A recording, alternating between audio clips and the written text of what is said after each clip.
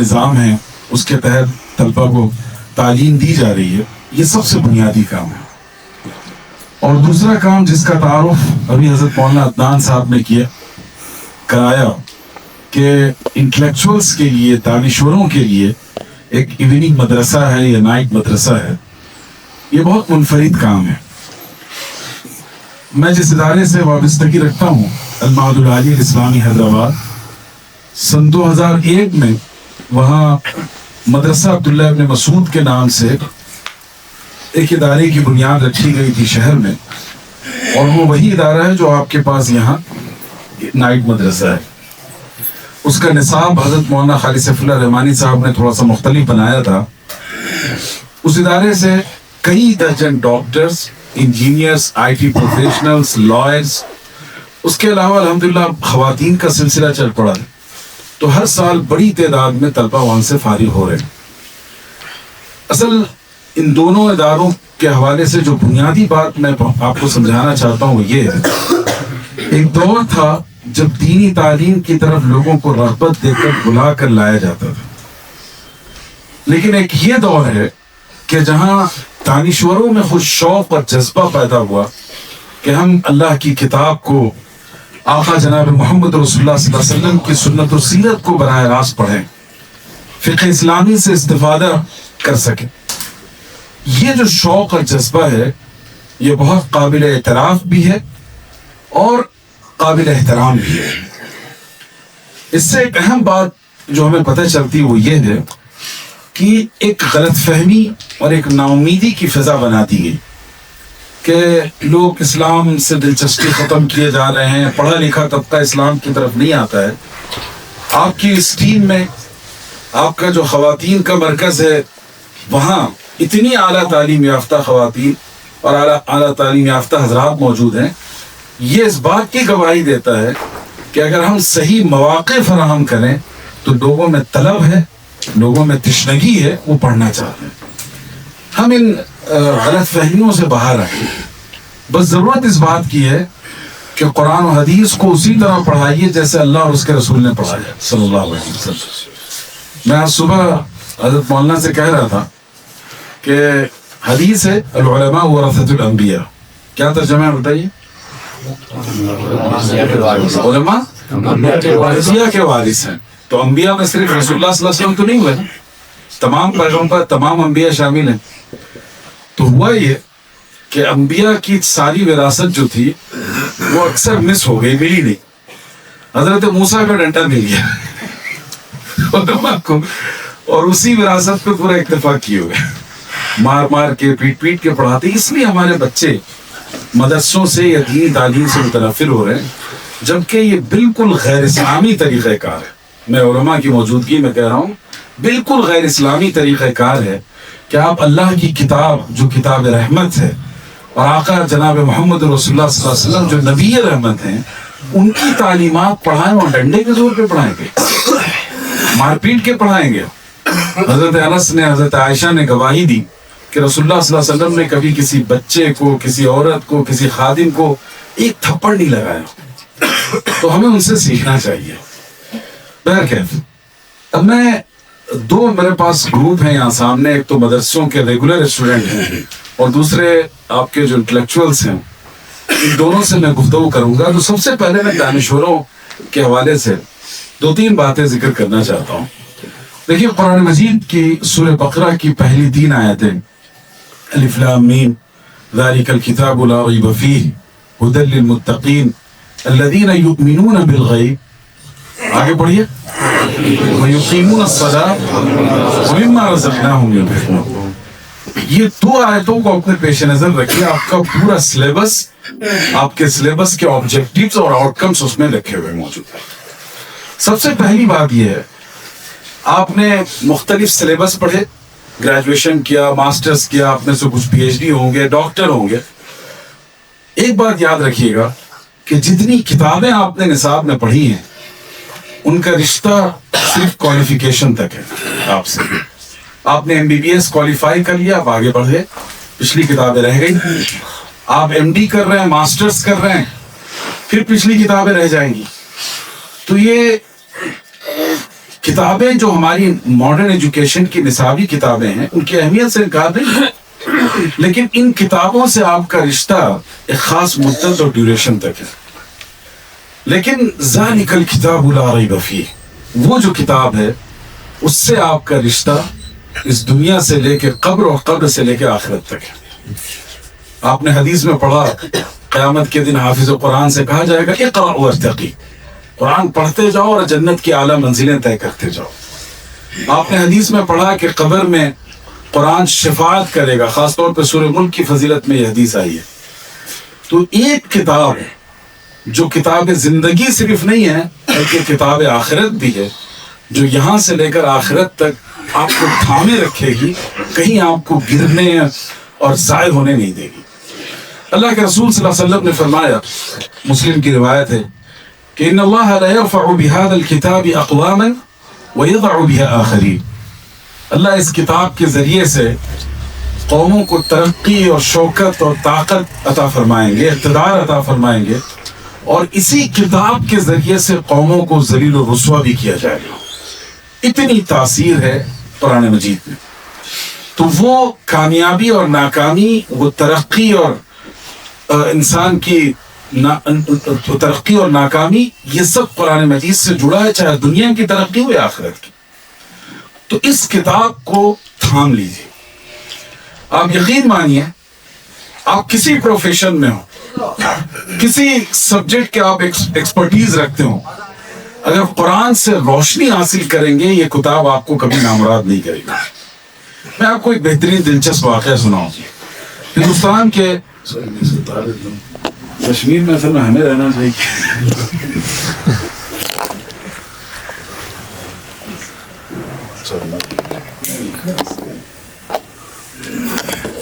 کیسے لگے؟ اچھا جی، میں یہ عرض کر رہا تھا کہ کیا بات چل رہی تھی؟ ہاں، ایک بہت خوبصورت واقعہ آپ کو بتاؤں، خاص طور پہ جو ہمارے ڈاکٹرز، انجینئرز، انٹلیکچوئلز ہیں. انگلستان، انگلینڈ میں ایک یونیورسٹی میں ایک پروفیسر تھے اور وہ تھے مسلمان. علامہ عنایت اللہ مشرقی ان کا نام تھا. عنایت اللہ مشرقی جو ہے انگلینڈ کی ایک یونیورسٹی کے پروفیسر تھے. ایک دن انہوں نے دیکھا اپنی یونیورسٹی میں کیمپس سے گزر رہے تھے کہ ایک بہت بڑے سائنٹسٹ اور ایتھیسٹ جو دین کا انکار کرتے ہیں، بددین یعنی بے دین کہہ رہے ہیں، وہ اپنے ڈپارٹمنٹ سے نکلے. ان کے ہاتھ میں بغل میں چھاتا دبا ہوا اور خوب تیز بارش ہو رہی ہے. اور چھاتا کہاں ہے؟ بغل میں. تو عنایت اللہ مشرقی کو حیرت ہوئی کہ بارش ہو رہی ہے، ان کا عقل و شعور اور حواس کہاں ہے؟ چھاتا سر پہ ہونا چاہیے تو بغل میں لگا رکھا ہے. تو عنایت اللہ مشرقی نے ان کو روکا، کہا کیا معاملہ ہے بھائی؟ تو وہ ایک دم چونکے اور کہا کہ اچھا بارش ہو رہی ہے. تو انہوں نے چھاتا لگا دیا. تو پوچھا کہاں جا رہے ہو؟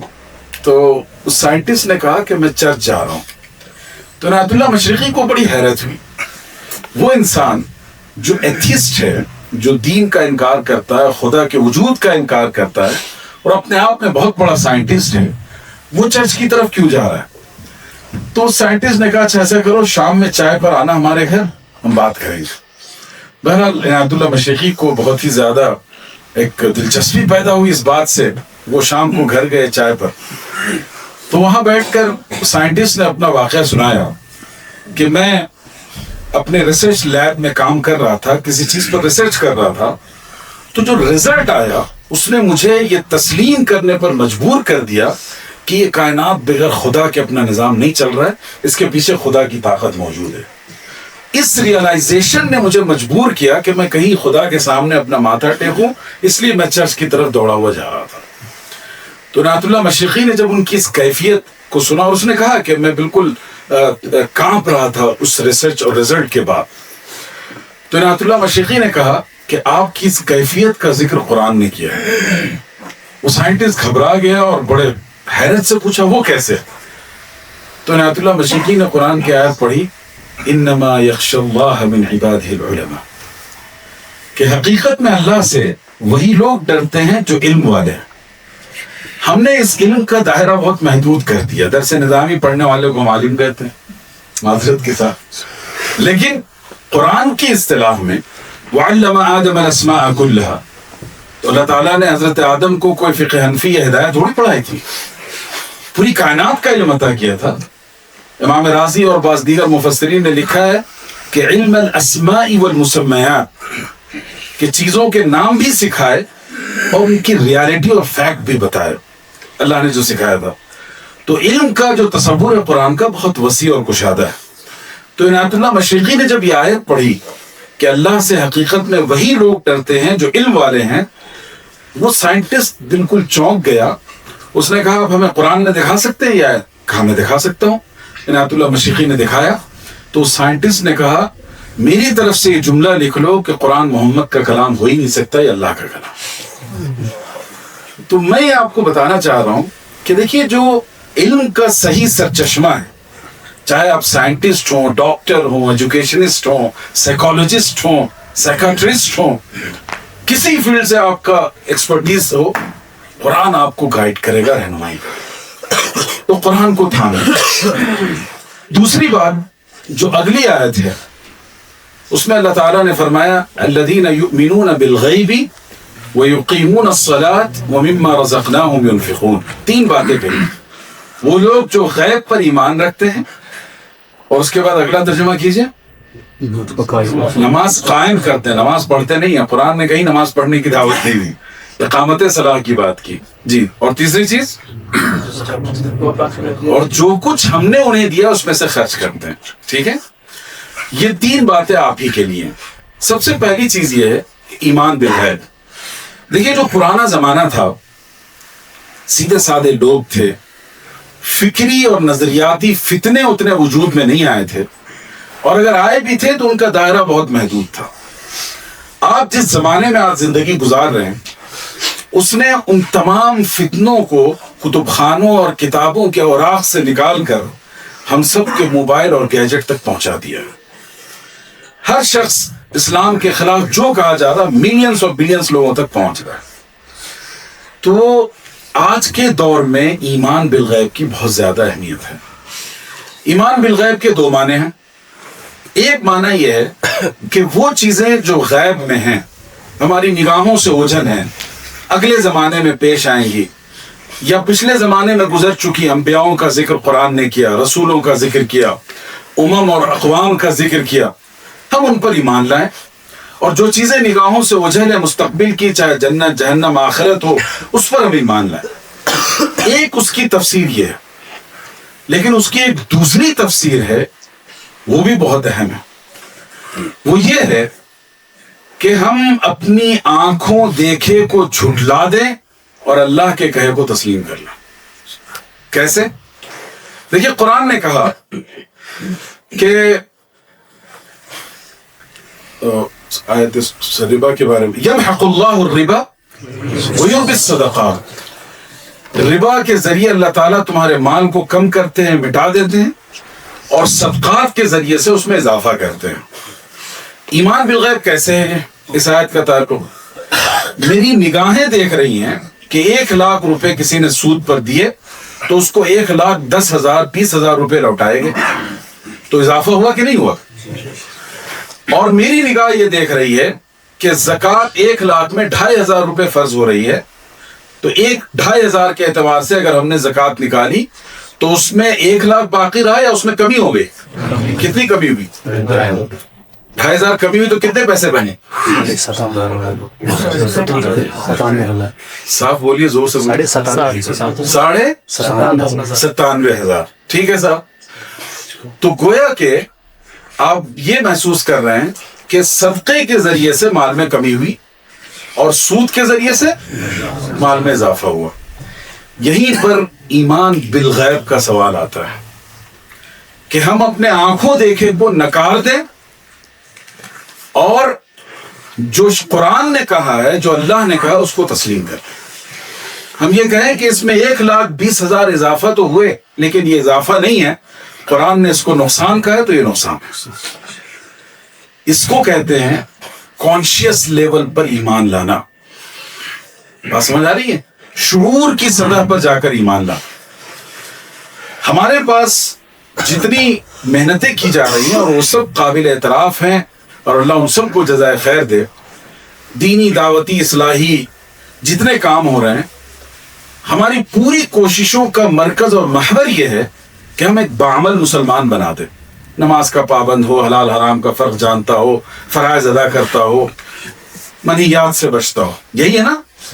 لیکن آج کا دور جس میں آپ ہیں، آپ جیسی جنریشن کو آگے بڑھنا ہے، اس دور میں پریکٹسنگ مسلم کے ساتھ ساتھ کانشیس مسلم ہونا ضروری ہے. میں ایک اور مثال آپ کو دوں.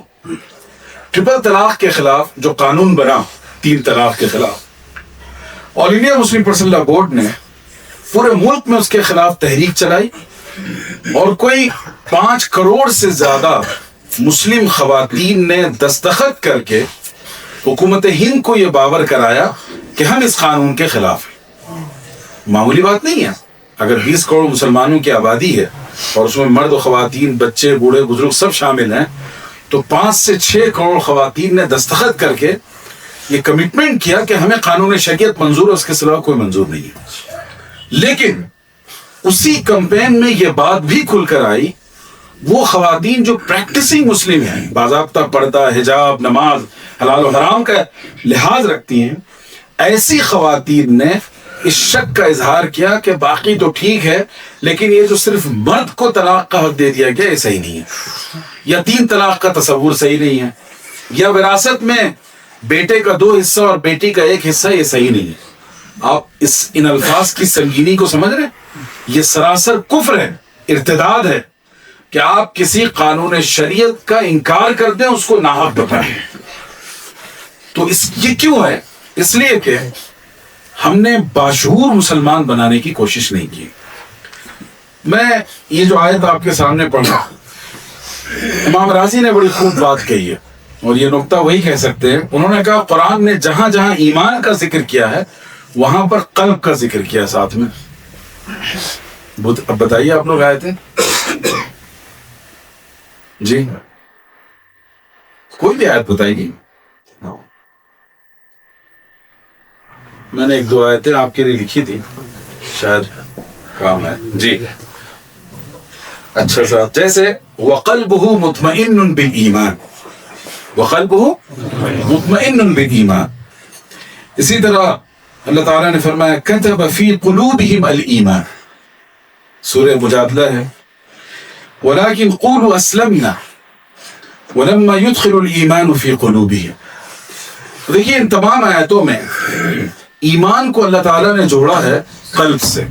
اور بھی بہت سی مثالیں ہیں. وَمَن يُؤْمِن بِاللَّهِ يَهْدِ قَلْبَهُ. احسنت، بارک اللہ. تو اس سے آپ کو کیا پتہ چلا کہ ہمیں ایک ایسے نصاب و نظام اور ایک ایسے تعلیم و تربیت کی ضرورت ہے جو آج کی اس جنریشن کو یا آج کے مسلمان کو صرف باعمل مسلمان نہ بنائے بلکہ باشعور مسلمان. تو سب سے پہلی چیز جو مطلوب ہے وہ ایمان بالغیب میں، کہ آپ اپنے آنکھوں دیکھے کا انکار کر سکتے ہوں لیکن قرآن کے حکم پر آنکھ بند کر کر ایمان کریں اور اس کے مقابلے میں کسی بھی چیز کو نکال دیں. آج پوری دنیا میں قانون شریعت کو یہ ثابت کرنے کی کوشش کی جا رہی ہے کہ پرانا قانون ہے، یہ اپڈیٹڈ نہیں ہے، ایکسپائر ہو چکا ہے. آپ سارے دنیا کے نظاموں کو سامنے رکھ کر یہ ثابت کیجئے کہ اسلام ہی واحد حل ہے. تو ہمیں ایسے علماء، ایسے طلباء اور انٹلیکچوئلز کی ضرورت ہے جو ایمان کے اس سطح پر ہوں کہ آج کی دنیا کو آئینہ دکھا سکیں اور ان کے سراب کو سراب بول سکیں. دوسری بات، وَيُقِيمُونَ الصَّلَاةَ، نماز قائم کریں. تو ظاہر ہے اعمال کا تمام اسی کے تحت آ جاتا ہے، چاہے نماز ہے، روزہ ہے، زکوٰۃ ہے، وغیرہ وغیرہ. تیسری چیز جو قرآن نے کہی، وَمِمَّا رَزَقْنَاهُمْ يُنْفِقُونَ. آپ میں سے جو نائٹ مدرسے کے لوگ ہیں، اسٹوڈنٹ ہاتھ اٹھا سکتے ہیں پلیز؟ ماشاء اللہ ماشاء اللہ، کسر اللہ ہم. کیا پروفیشن ہے؟ ہلکا ہلکا سا بتائیے. تجارت. اور کوئی ساتھ؟ انجینئر. اسٹوڈنٹ. ماشاء اللہ. اسٹوڈنٹ. ماشاء اللہ، اسٹوڈنٹ. اور کوئی؟ Computer operator. Computer operator. Student. ماشاء اللہ، بہت خوب. دیکھیے یہ آیت بھی آپ کو ایڈریس کر رہی ہے.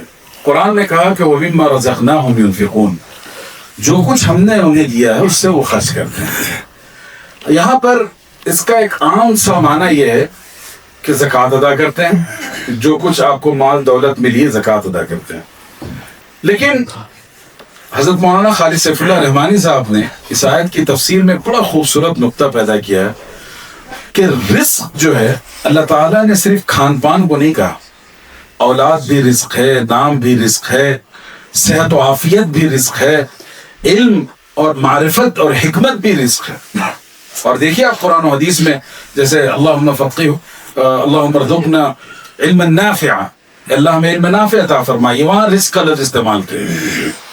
تو رزق کا جو لفظ قرآن میں استعمال ہوا ہے وہ بہت وسیع معنی میں کہ کسی بھی چیز کو اللہ تعالیٰ، کوئی بھی چیز اللہ نے آپ کو عطا کی ہو، ایز اے پروفیشن آپ انجینئر ہوں، آپ ڈاکٹر ہوں، آئی ٹی پروفیشن سے تعلق رکھتے ہوں، ٹیکنالوجی سے ہو، اے آئی سے آپ کا تعلق ہو، سول سروسز میں ہو، کہیں بھی ہو، تو جو پروفیشن اللہ نے آپ کو عطا کیا ہے اس میں سے بھی آپ کو خرچ کرنا ہے. بات سمجھ آ رہی ہے؟ تو رزق کا مطلب صرف یہ نہیں ہے کہ اپنے جیب سے نکال کے آپ نے 10,000 زکوٰۃ دے دی اور خوش ہو گئے کہ ہم نے جو ہے وَمِمَّا رَزَقْنَاهُمْ يُنْفِقُونَ کا تقاضا پورا کر دیا. ایسا نہیں، بلکہ اللہ نے جو کیپیسٹی، جو پوٹینشل، جو صلاحیت آپ کو عطا کی ہے اس صلاحیت کو دین کے لیے استعمال کر، یہ مطلوب. تب جا کر آپ اپنے اس فن اور اللہ کی اس نعمت کا حق ادا کر پائیں گے. کیا مطلب ہے؟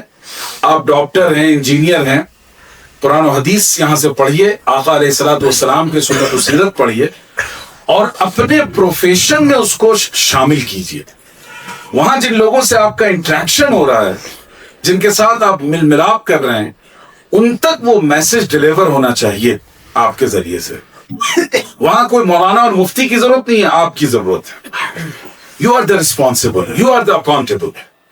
تو وَمِمَّا رَزَقْنَاهُمْ يُنْفِقُونَ، آپ اپنی صلاحیتوں کو استعمال کریں دین کی تعلیم، تبلیغ اور دفاع کے. یہ 3 بنیادی کام آپ نے کرنے. آپ اپنے ایریا میں یہ 3 کام کریں، اپنے اسپیشلائزیشن میں یہ 3 کام کریں، تب جا کر آپ اس کا حق ادا کر پائیں گے. ورنہ 10,000 کی زکوٰۃ اگر آپ نے نکال دی اور سوچا ہم بری ہو گئے، ایسا نہیں ہو سکتا. میں اس کی مثال آپ کو دوں، اس کو تھوڑا سا ایلابریٹ کر کے بتاؤں. صحابہ کی کیا تعداد تھی؟ 1,24,000. کسی نے اور بھی کہا 75,000، کسی نے کہا نہیں، کہہ سکتے کوئی تکلف نہیں. جی بس 1,24,000. ٹھیک ہے. اچھا یہ بتائیے کہ ان 1,24,000 میں مولانا لوگ کتنے تھے، مفتی کتنے تھے؟ 100 بھی نہ ہوں گے. چلیے ہاں گڈ. اور کوئی بتائیے. وہ اپنے آپ میں سب عالم و مفتی، سب عالم و مفتی ہی تھے. اچھا چلیے گڈ، اچھی بات ہے. امام ابن قیم کی کتاب ہے اعلام الموقعین، اس میں انہوں نے تمام ان صحابہ کرام کا نام درج کر دیا ہے جن سے فتویٰ ثابت ہے، فتویٰ دینا ثابت ہے.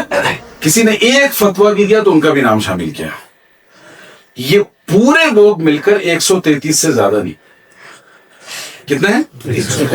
133. تو اب سوال یہ ہے کہ آپ نے 1,25,000 صحابہ کی تعداد ذکر کی، لیکن مجھے ڈاکٹر حمید اللہ صاحب کی تحقیق زیادہ پسند ہے اس معاملے میں.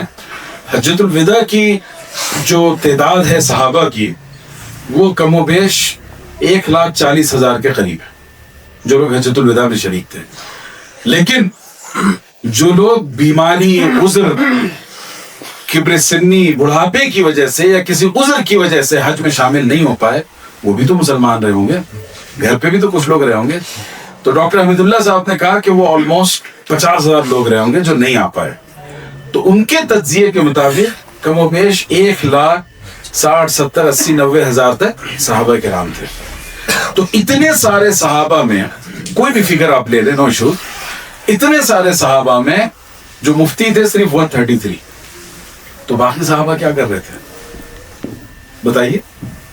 یہ جو ہمارے یہاں کانسیپٹ ہے نا کہ دین کے کام صرف ہم کر رہے ہیں، دوسرا کوئی نہیں کر رہا ہے، اس کو ختم کرنے کی ضرورت ہے۔ دیکھیں یہ 133 صحابہ کے علاوہ جو بقیہ تھے وہ بھی دین ہی کی خدمت کر رہے تھے، اپنے اپنے پروفیشن، اپنے اپنے واک آف لائف میں، اپنے اپنے دائرے میں۔ تو آپ میں سے اگر کوئی انجینئر ہے، ڈاکٹر ہے، آئی ٹی پروفیشنل ہے، لائر ہے، اللہ آپ کو سول سروسز کی طرف لے جائے، آپ وہاں پہنچیں تو وہی میدان آپ کی دعوت و تبلیغ اور تعلیم کا ہے۔ وہاں سے بوریا بستر اٹھا کر آپ کو مدرسے آنے کی ضرورت نہیں، وہاں کام کیجیے۔ یہی صحابہ کا ویژن تھا۔ اللہ کے رسول صلی اللہ علیہ وسلم نے حسان بن ثابت کے ہاتھ میں تلوار نہیں تھمائی اور خالد بن ولید سے شاعری نہیں کروائی رضی اللہ عنہ اجمعین۔ کیوں؟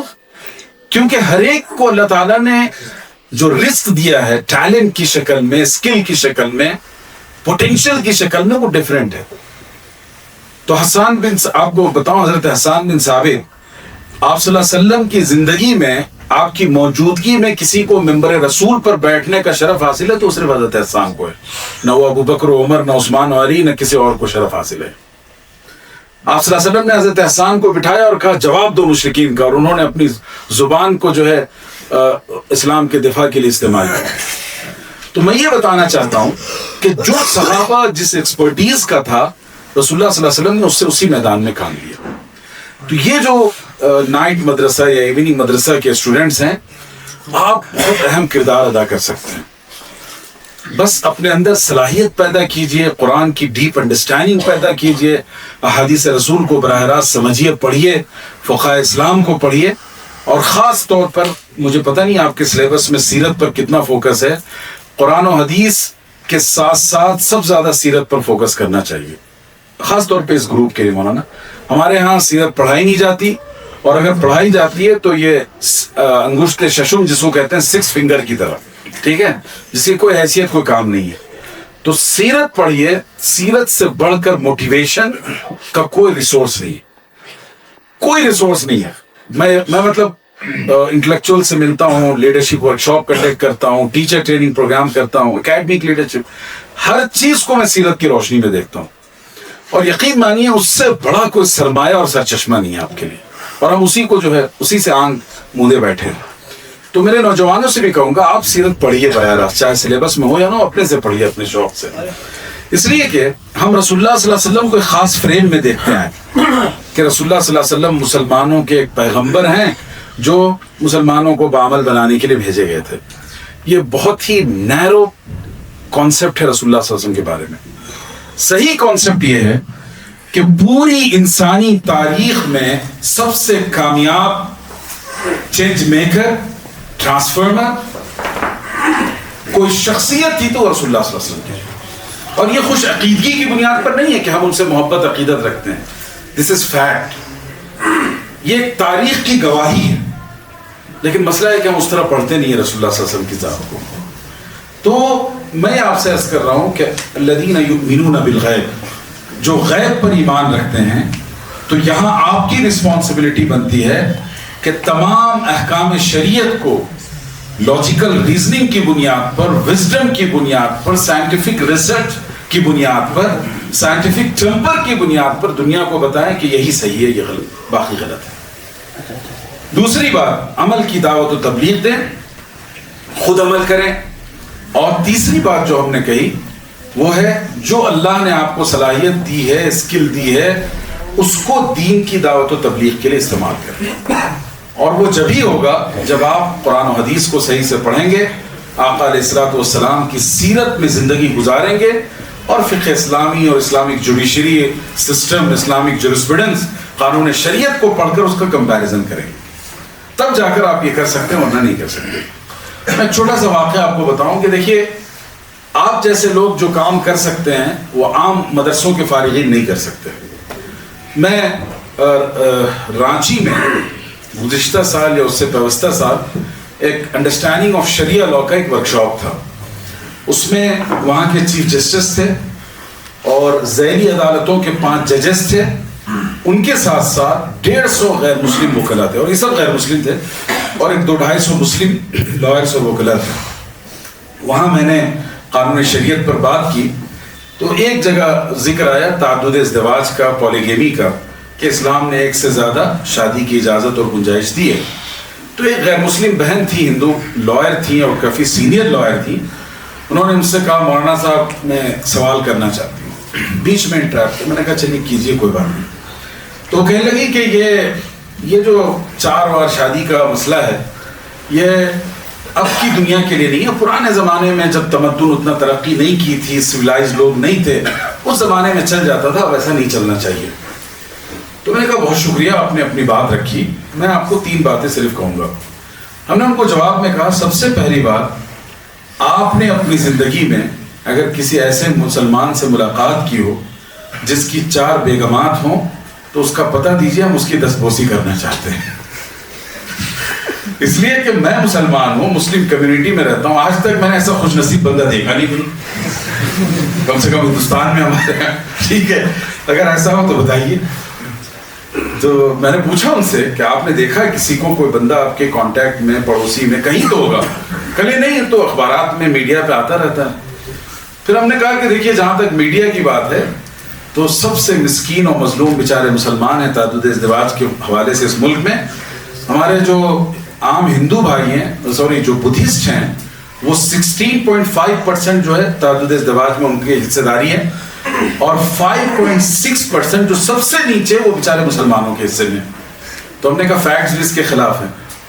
تیسری بات جو میں نے ان سے کہی وہ یہ کہی کہ دیکھیے آپ پولیگیمی یا تعدد ازدواج پر اعتراض، آبجیکشن کر رہی ہیں، اور آپ اس قوم سے تعلق رکھتی ہیں جہاں 4-5 بھائیوں کی ایک مشترکہ بیوی ہوتی ہے. اور اتفاق سے جھارکھنڈ کے ٹرائبلز میں ابھی بھی یہ پریکٹس ہے. ابھی اتراکھنڈ میں ایک واقعہ پیش آیا جسٹ 1-2 ماہ پہلے. ٹھیک ہے، 2 بھائیوں نے مل کر ایک بیوی، ایک عورت سے شادی کی اور دونوں کی مشترکہ بیوی ہے. تو ہم نے کہا جن کے یہاں یہ پریکٹس ہے وہ بیچارے مردوں کی ایک سے زیادہ بیوی پہ کیا خاک اعتراض کریں. پھر اس کے بعد ہم نے ان سے کہا کہ میرا ماننا یہ ہے کہ بھارت ورش میں سب سے خوش قسمت انسان اگر کوئی تھے تو شری کرشن جی تھے. میں نے کہا 16,000 خواتین ان کے حرم میں تھی، ہمارے 4 پر آپ کو آپتی بنی ہوئی. یہ میں آپ کو مثال دے رہا ہوں. اچھا ایک اور واقعہ اسی سے ایسوسیٹ، فرانس نیگیٹو ڈیموکریسی پہ یقین رکھتا ہے، تو وہاں ایک سے زیادہ شادی کرنا جرم ہے. ٹھیک ہے، تو ایک عرب مسلمان جن کی 1-2 بیویاں تھیں، وہ بہرحال جاب یا کسی سلسلے میں فرانس میں رہنے لگے. تو ہوا یہ، ان کو لوگوں نے بتا دیا تھا کہ یہ جرم ہے، دھیان رکھنا ہے. تو کسی پڑوسی نے پولیس میں شکایت لگا دی کہ ارے یہ عرب ہے اور مسلمان ہے، اس کی 2 بیویاں ہیں.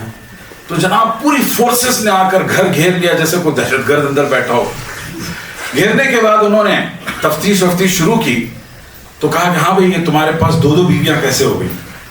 اس نے کہا نہیں سر بات ایسی نہیں ہے، بہت سیدھی سی بات یہ ہے کہ یہ میری وائف ہے اور یہ میری لیونگ پارٹنر ہے.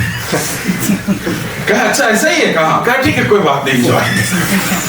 میں نے بتایا اتنے بے شرم اور بے حیا اور بے غیرت لوگ ہیں کہ 2 عورتوں کو اگر آپ پوری آئیڈینٹی کے ساتھ، پورے حقوق کے ساتھ ان کی ساری رسپانسبلٹی لیتے ہوئے آپ رکھنا چاہیں تو اس کی اجازت نہیں دیں گے. ایک کو حق دیجئے، دوسرے کو کیپ کی طرح رکھیے، ان کو کوئی آپتی نہیں ہے.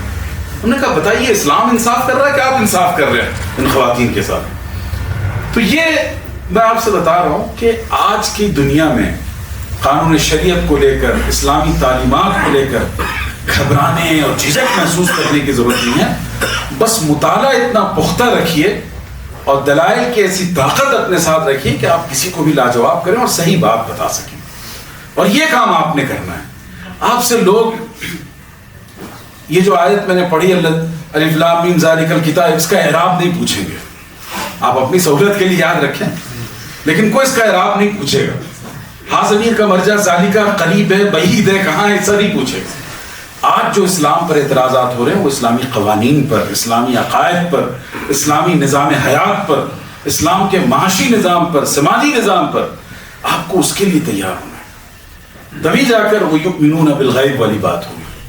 ایسا نہ ہو کہ کوئی بوکس قسم کا سوال کوئی کرے اور آپ سامنے اس کے ڈھیر ہو جائیں. آپ کو اتنی گہرائی کے ساتھ اسلامیات کا مطالعہ کرنا ہے، اور یہ مشکل کام نہیں ہے. ابھی ماضی قریب میں حضرت مولانا خالد صفی اللہ رحمانی کی ایک کتاب آئی ہے اسلام پر بھیجا اعتراضات، آپ کے یہاں ہوگی نا مکتبے میں؟ ان طلبہ کو نصاب میں دے دیجیے، خاص طور پر وہ ایوننگ مدرسے اور سینئر طلبہ کو، کہ مطالعہ کر کے آئیں. اور آپ ناراض ہو رہے ہیں، میں امتحان کی بات کر رہا ہوں آپ کے نفع کے لیے، تو مطالعہ کر کے اس کا امتحان دلوائیں، کیا اعتراضات کیے جا رہے ہیں، ان کے جوابات ہمیں کیسے دینے ہیں، یہ سب سے بنیادی بات ہے. تو یہ 2-3 باتیں ہم نے اپنے ان احباب سے کی جو دانشور ہیں، انٹلیکچوئل ہیں، اسٹوڈنٹس ہیں، اور آپ اپنے میدان میں ایک ڈفرینٹ واک آف لائف میں کام کریں گے، وہیں رہیے. میں آپ کو کبھی یہ مشورہ نہیں دوں گا کہ آپ ڈاکٹری چھوڑ کر مدرسے میں آگے بیٹھ جائیں، یہ ظلم ہوگا. یہ ایسے ہی ہوگا کہ خالد بن ولید کے ہاتھ سے تلوار کھینچ کر حسان بن ثابت کے ہاتھ میں دے دی جائے. تو آپ کو غزوے کا واقعہ بھی معلوم ہوگا کہ حضرت حسان سے تلوار لے کر امہات المؤمنین نے ایک کسر قلم کیا، حضرت حسان سے کہا بیٹھیے آپ اندر. سمجھ رہے ہیں؟ تو آپ اپنے میدان میں رہیے، اسی میدان میں کام کیجئے، لیکن اسلامی آئیڈینٹی کے ساتھ اور اسلامی علوم کی گہرائی اور شناسائی کے ساتھ. اب میں دوسرا موضوع جو ہمارے عزیز طلبہ کا ہے، یہیں بیٹھے بیٹھے ہم نے کچھ نکات آپ کے لیے دیکھے تھے، تو مطلب میں نے پوائنٹ لکھے تھے تاکہ گفتگو مرکوز رہے. جو لوگ علماء ہیں، یہاں اساتذہ کرام موجود ہیں، ان کے سامنے مجھے گفتگو نہیں کرنی چاہیے، سب بڑے قابل و فاضل لوگ ہیں، اور جو طلبہ اپنے مستقبل میں اس مقام تک پہنچنا چاہتے ہیں، سب سے بنیادی سوال آپ سے یہ ہے کہ مدرسے کی پڑھائی کے بعد آپ کیا بنیں گے؟ بتائیے جلدی ابھی، بولیے، کھل کر بولیے، مولانا عدنان صاحب ڈانٹیں گے نہیں آپ. جی بتائیے. مولانا بنیں گے، اور مفتی، اور حافظ، حفاظ، بہت اچھا، ویری گڈ. ہاں داعی، بہت اچھے، ویری گڈ. ہاں بھائی بہت مسکرا رہے، بولو. مفتی بنے گے انشاءاللہ، ٹھیک ہے، بہت اچھی بات ہے. اللہ آپ سب کو بامراد کرے اور اپنی منزل تک پہنچائے. تھوڑی دیر کے لیے چلیے صحابہ کی طرف پہنچے. جتنے صحابہ نے رسول اللہ صلی اللہ علیہ وسلم کی درسگاہ سے پڑھا تھا، ان کو بھی یہی ٹائٹل ملتا تھا نا، مولانا ابو ہریرہ قاسمی. ایسا ہی تھا. مفتی عبداللہ ابن مسعود. میں ازراہ مزاح یہ بات کہہ رہا ہوں. بنیادی بات یہ ہے کہ بے شک ان لوگوں سے بڑا نہ کوئی عالم تھا، نہ محدث تھا، نہ فقیہ تھا، نہ متقی تھا، نہ پرہیزگار تھا. ٹھیک ہے، ہماری ساری سند وہیں جا کر ملتی ہے.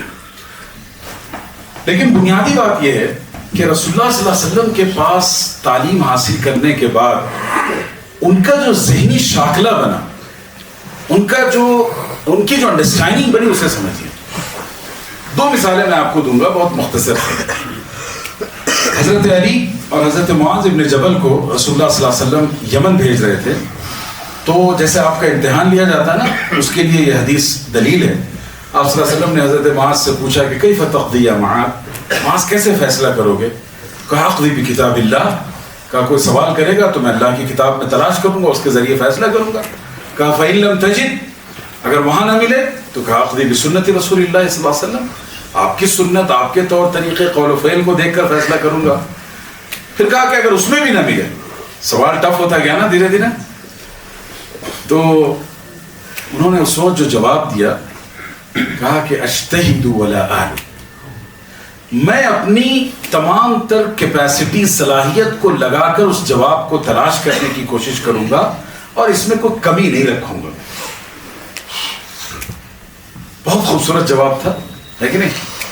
اس موقع پر جو رسول اللہ صلی اللہ علیہ وسلم نے حضرت معاذ کو کمپلیمنٹ دیا، وہ میں آپ کو سنانا چاہتا ہوں.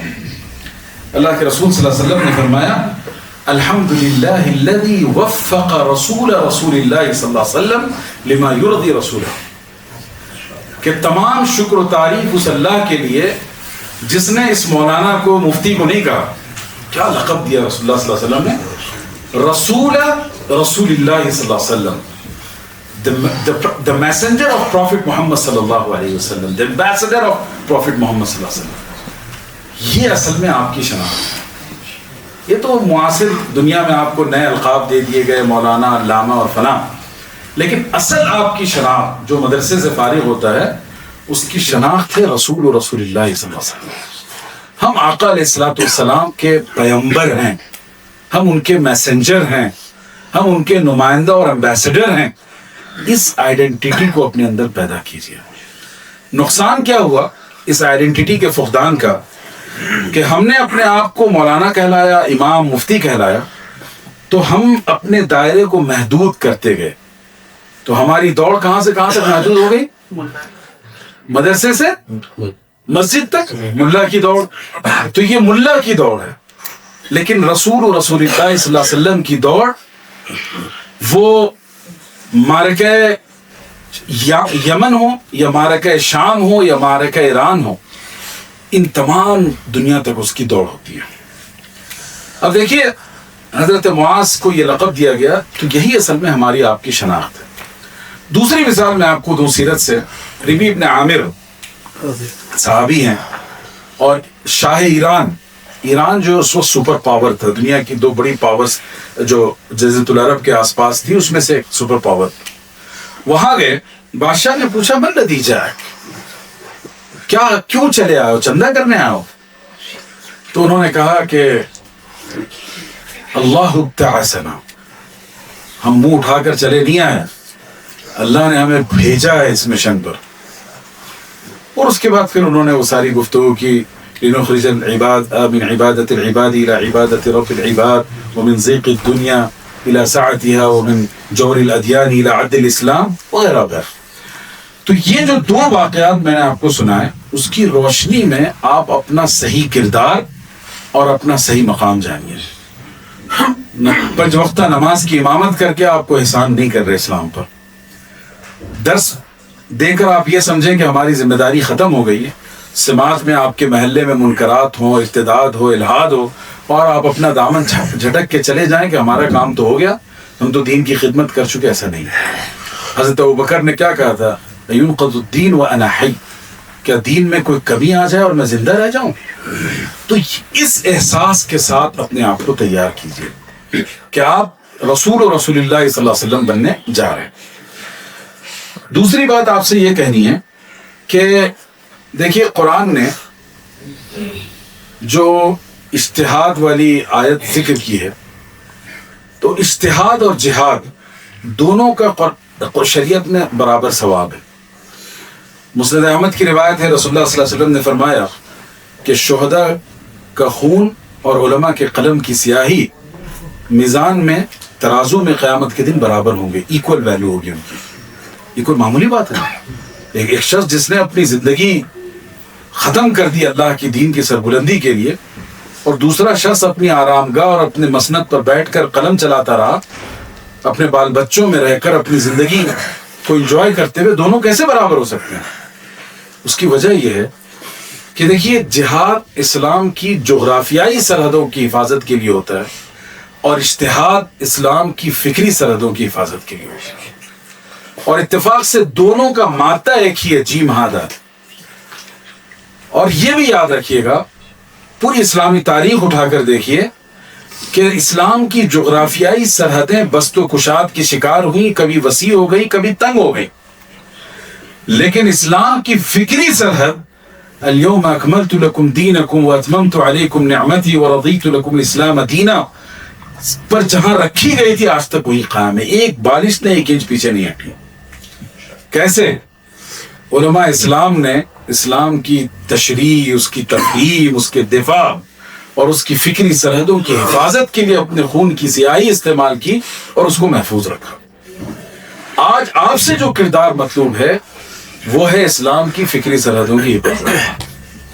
چونکہ ایک بہت باریک بات کی طرف آپ کی توجہ دلاؤں، اقبال نے کہا تھا کہ ستیزہ کار رہا ہے ازل سے تا امروز، ستیزہ کار رہا ہے ازل سے تا امروز، چراغ مصطفی سے شرار بولہبی. یعنی مصطفی چراغ کو بجھانے کی کوشش عہد نبوی سے آج تک چلی آئی ہے، اور بولہبی شرارے اور بوجہلی میڈیا اسلام کو ڈیمیج کرنے کی کوشش ہمیشہ کرتا رہا. لیکن خاص بات یہ ہے کہ اسلام پر جو اعتراضات کیے گئے اس کو 2 حصوں میں آپ تقسیم کر سکتے ہیں، 2 ادوار میں. پرانے دور میں یا تو اسلام کی جغرافیائی سرحدوں پر حملہ ہوتا، یا کچھ لوگوں نے اسلام کے خلاف آل فلول لکھ دیا، وہ کتابوں میں دفن رہتا، وہ عوام تک نہیں پہنچتا.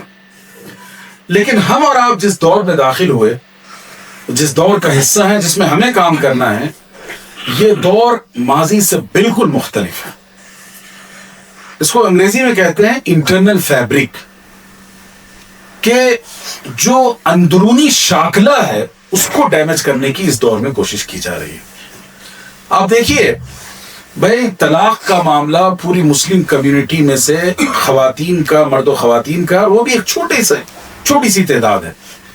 ملک کا وزیر اعظم مطالعہ بنا ہوا اس کے اوپر فیصلہ کرنے کے لیے. کیا معاملہ ہے بھائی؟ وقت ہماری جائیدادیں ہیں، ہمارے آبا و اجداد کا ورثہ ہے، اس سے آمدنی کیا ہوتی ہے؟ بڑی تھوڑی سی ہوتی ہے. آپ نے پوری پارلیمنٹ کھڑی کر دی اس کے خلاف فیصلہ کرنے کے لیے، عدالت چلے گئے. حجاب کا معاملہ مسلمانوں کی اپنی چوائس کا معاملہ ہے کہ جو لڑکیاں اپنے اختیار سے حجاب کرنا چاہیں، آپ کون ہوتے ہیں ان کے بارے میں رائے قائم کرنے والے کہ آپ کو کیا پہننا ہے اور کیا کھانا ہے؟ یہ جو اعتراضات ہیں ان سب کی فہرست آپ ایک جگہ لکھ لیجئے، اس سے آپ کو ایک رزلٹ ملے گا.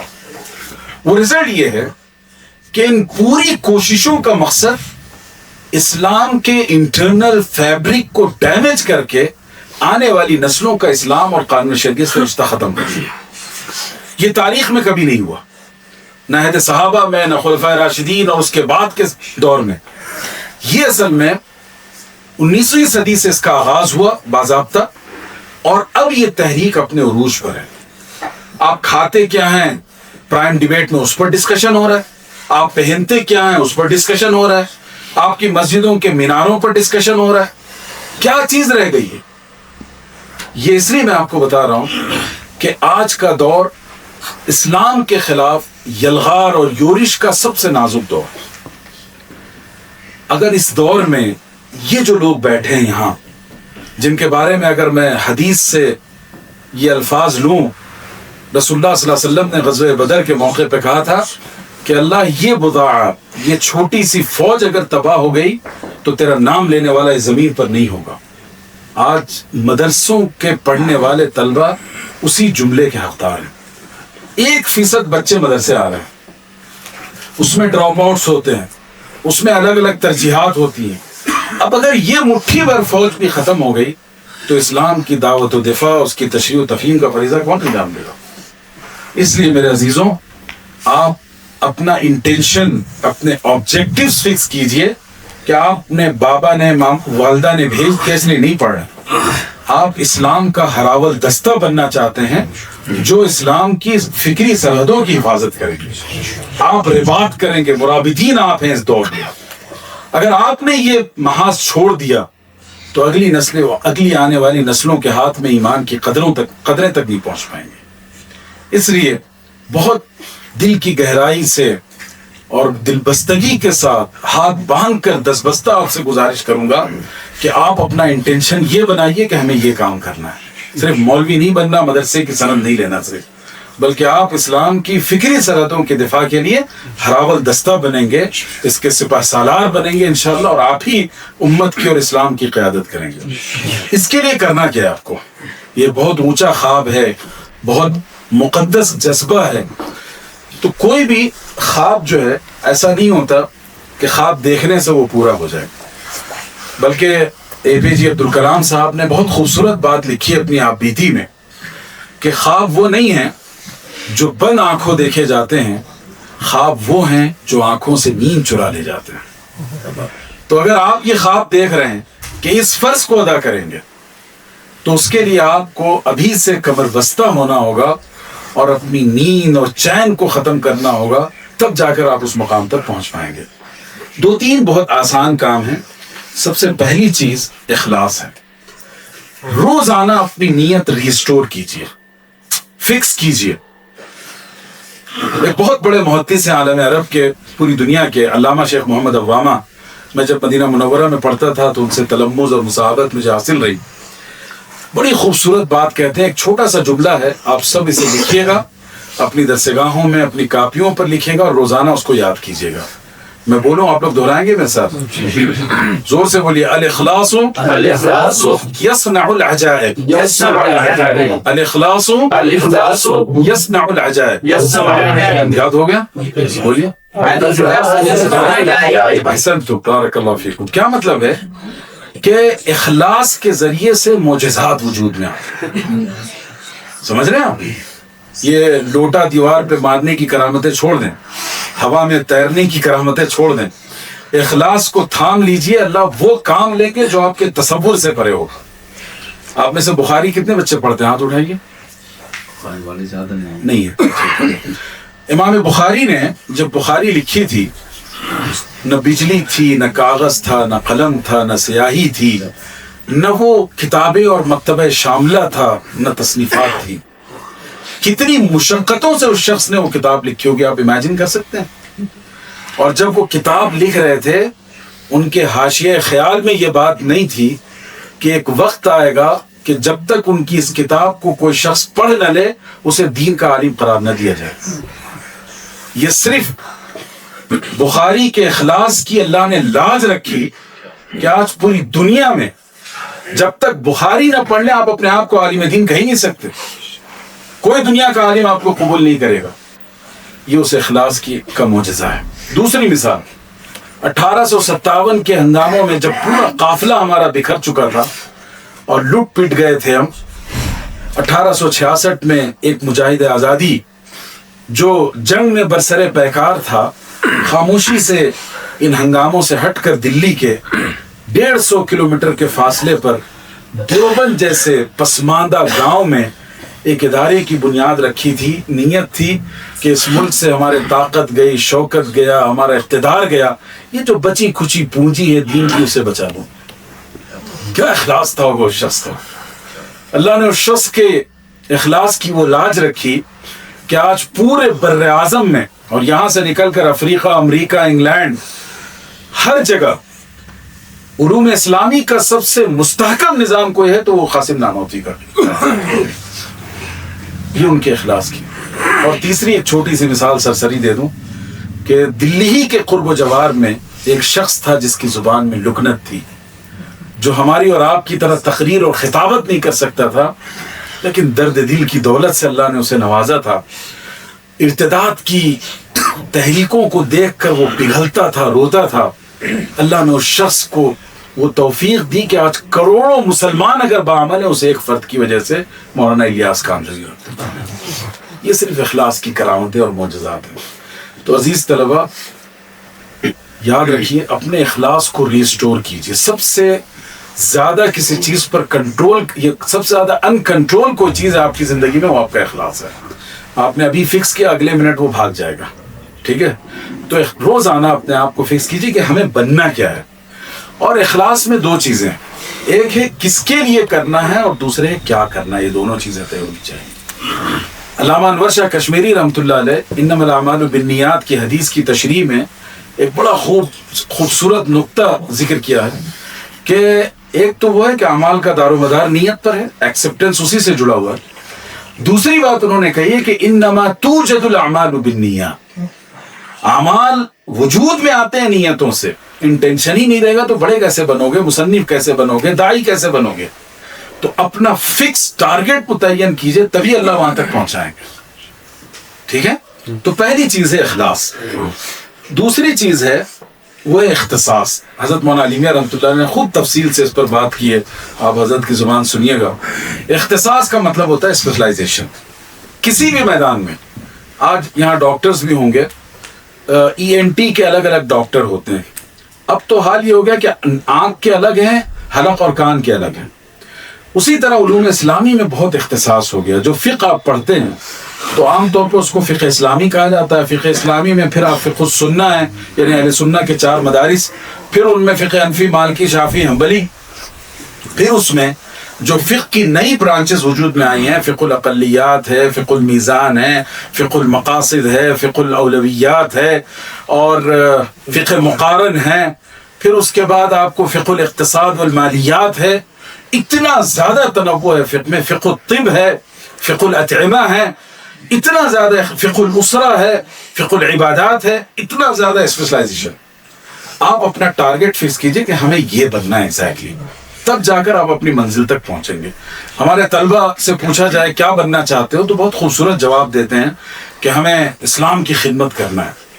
دیکھو بیٹا، اس پر اللہ تعالیٰ اجر و ثواب تو ضرور دیں گے، نیت کے اعتبار سے ثواب ملے گا، لیکن یہ نیت ضرور ہو سکتا ہے مقصد نہیں ہو سکتا.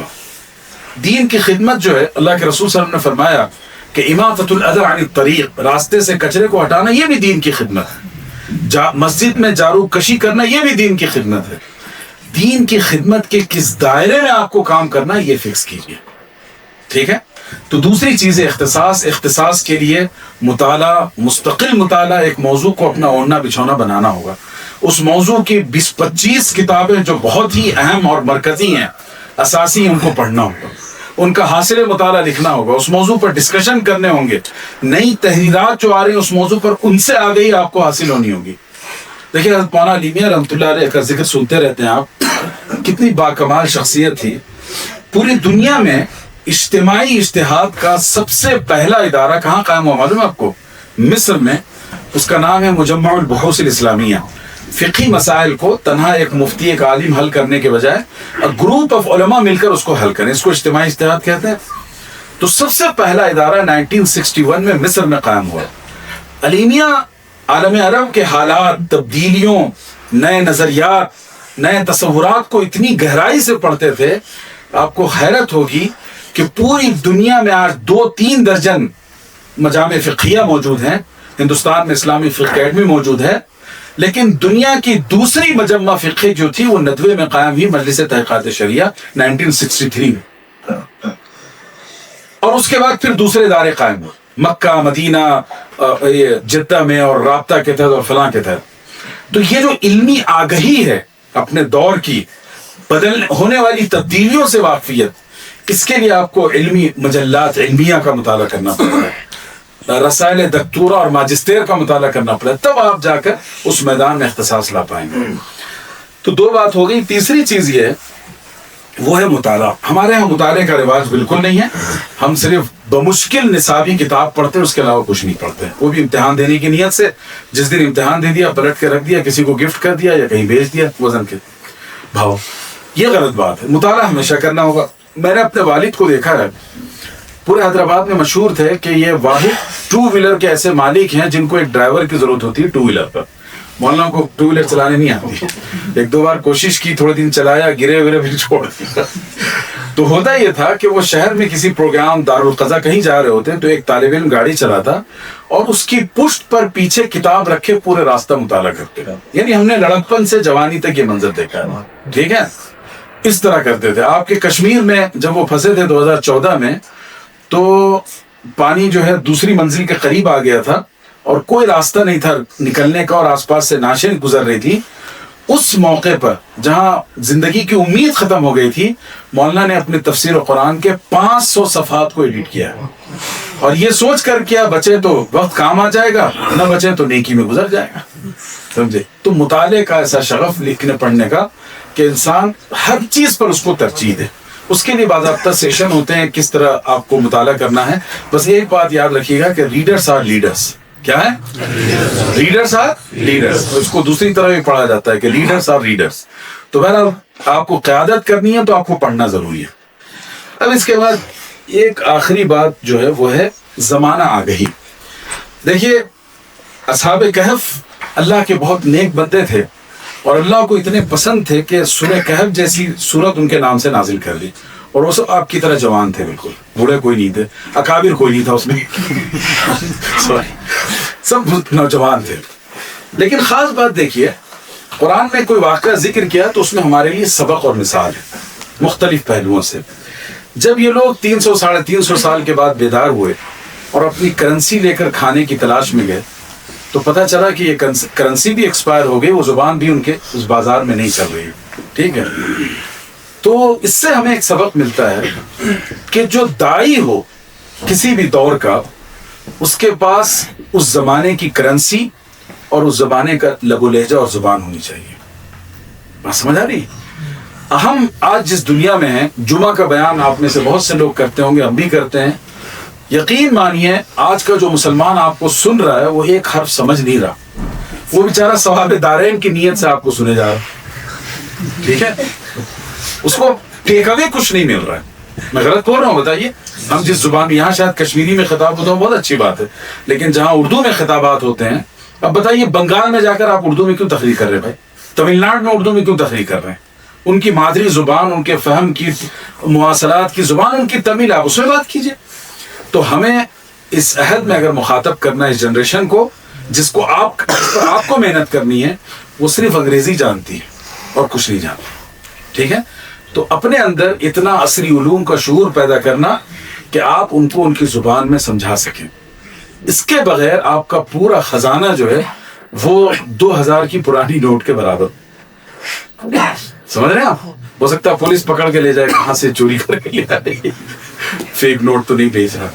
تو عزیز طلبہ، اس پوری گفتگو اس دراز نفسی سے کے لیے میں معذرت چاہتا ہوں. 2-3 باتیں ہم نے آپ سے کہی.